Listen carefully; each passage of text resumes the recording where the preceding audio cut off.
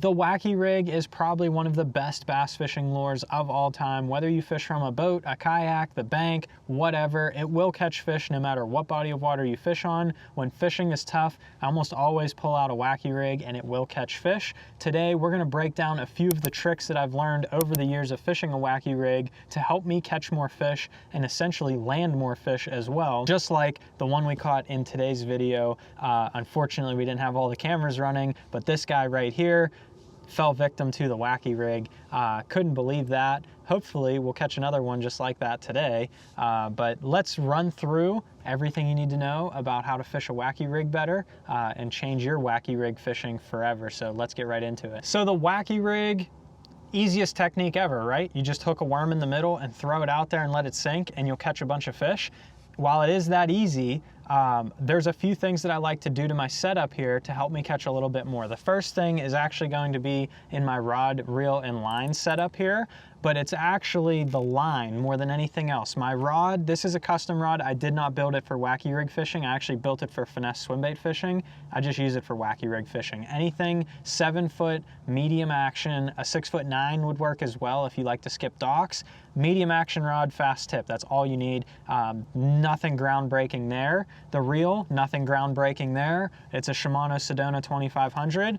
The line is where the magic happens. I always will fish lime green 15-pound braid as my main line, and I'll run about a 10-foot section of fluorocarbon leader. Whatever pound test you want to use. I was using 8-pound test today.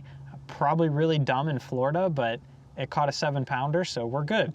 Probably break off on the next one.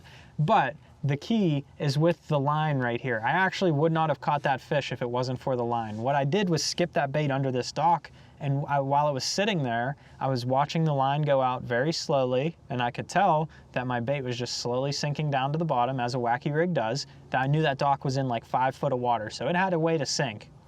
All of a sudden, that line laid slack on the water. I knew it just hit bottom. As soon as that bait hit bottom, I saw my line jump. It literally darted forward. I knew that that fish had followed that Wacky rig down, looked at it. As soon as it hit the bottom, it just sucked it in off the bottom, and I watched the line jump because it picked it up. I knew that that fish ate it. I was able to reel up and get it tight, and what that does is that pulls that fish's head forward. So that fish kind of had its head pointing out of the dock rather than away. It might have followed it down this way and was facing into the dock.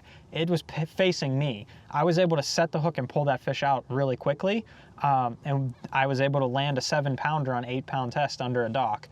Granted, that's not going to happen every time, but what I'm saying is if you use this lime green braid, you're going to land a lot more fish. Just because you're going to see the line jump or go left or right, you're going to know which way that fish is facing, and you're going to know if a fish picked it up. A lot better than if you just use fluorocarbon or a dark green braid or something like that. You're going to know a lot better when you get a good bite on that bait and be able to set the hook and land those fish properly. Super, super key to use that lime green braid when you're fishing a Wacky rig. I started doing that a few years ago, and I literally will never go back. It is absolutely a game changer, must-have thing that you got to do with your Wacky rig. The next thing we're going to talk about here is actually your bait selection. So we have a few options that you can fish from. The number one thing is your salt content. You need that bait to be soft and pliable, but it has to have some density to it. So there's a few that I like to use. I've used almost everyone over the years and tested a bunch of them to see what works.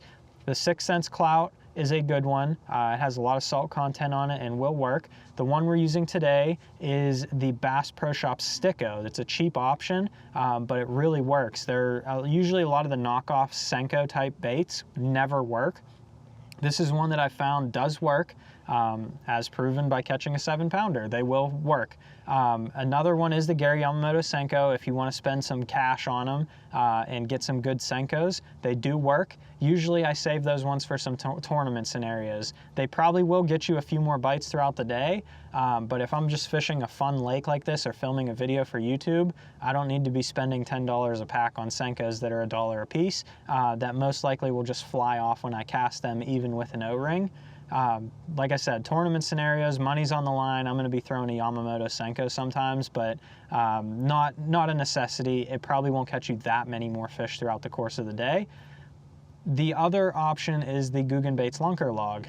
Not a lot of people like that one. Not a lot of people like to talk about Guggen baits, but I have used it and it does actually work. I've tested it head to head with the Yamamoto Senko.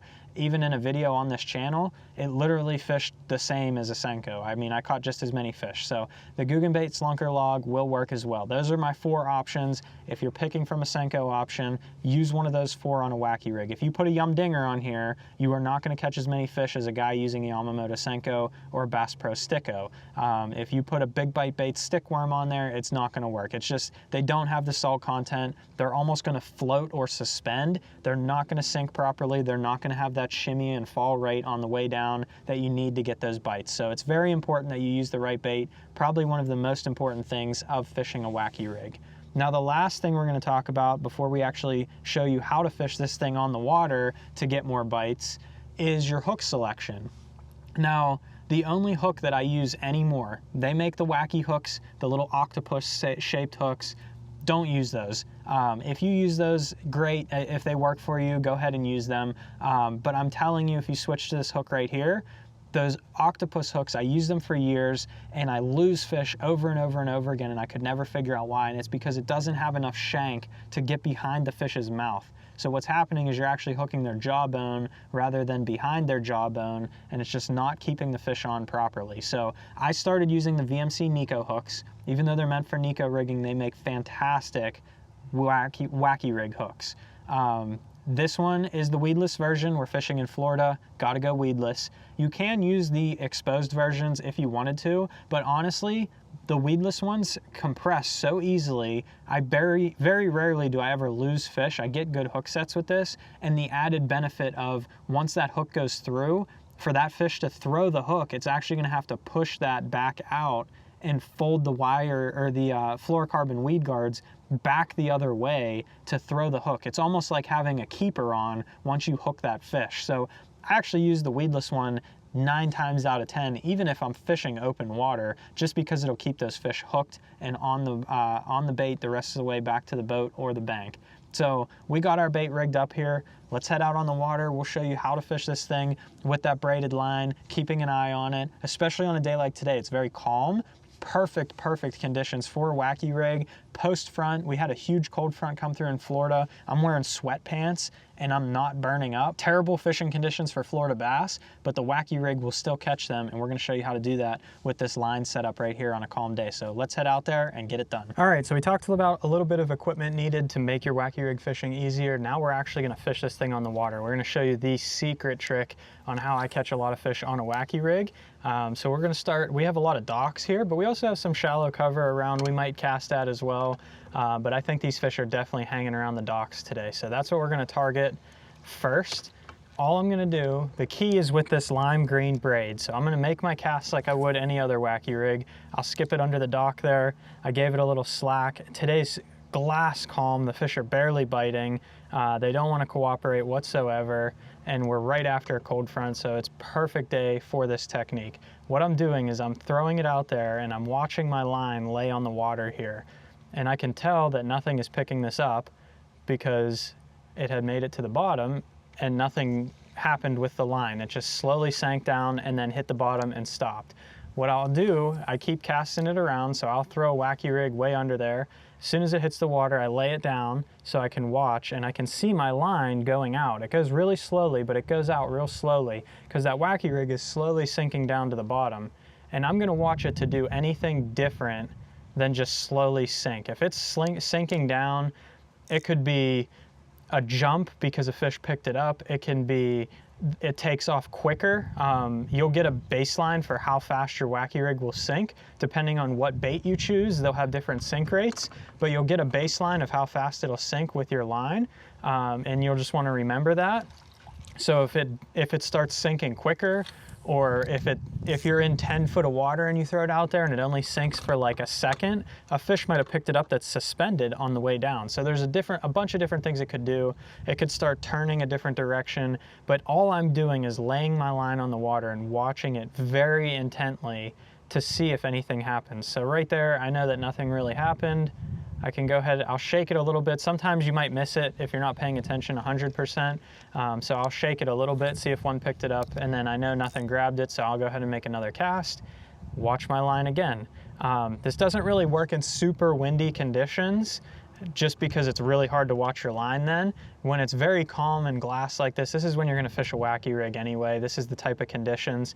So I'm gonna watch this thing and just let it sit there and we'll see if we can catch a couple fish. And while I'm watching this line sink, I am imparting zero action on this bait. I'm letting it do the work, let that shimmy do its thing. The only time I give it any action is when that thing hits the bottom. I'll shake it a couple times just to hop it back up and give it one more fall. And if I don't get bit, I'm reeling it back in and making another cast. The bait will do the work for you. Those fish will eat this thing on the fall. You do not have to work this bait whatsoever. They will bite it, just the bait itself. So that's on the bottom. I'll give it a couple shakes. It's only got to fall maybe another foot or so then, and nothing happened. So I'll just go ahead and reel that back in and we'll make another cast. And I can cover a ton of water with a wacky rig, even though it's not a very search bait. You can still cover some water with it. I still wouldn't use it as a search bait, but I know that there should be some fish in this area, so I'm not gonna milk a spot for too long. I'm gonna keep it moving.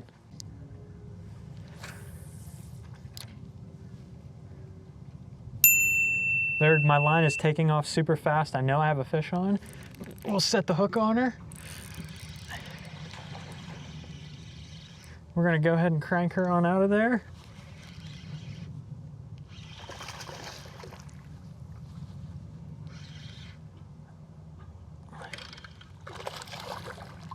Alrighty, there we go. So that is not a big one by any means. Probably the biggest one of the day so far though, which is a shame.